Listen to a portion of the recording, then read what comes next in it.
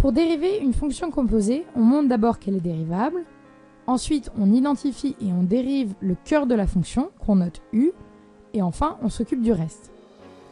La phrase type pour montrer que la fonction est dérivable, c'est f est une fonction dérivable sur un intervalle comme composée de la fonction elle-même dérivable sur un intervalle et de la fonction dérivable sur un intervalle et à valeur dans cet intervalle.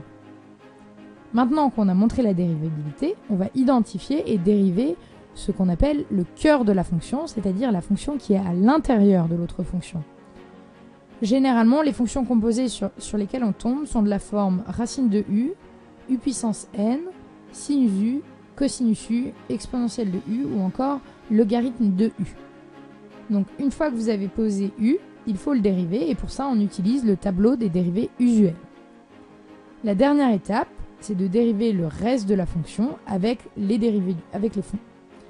La dernière étape, c'est de dériver le reste de la fonction avec les formules du cours. Donc pour racine de u, on aura u' facteur de 1 sur 2 racine de u.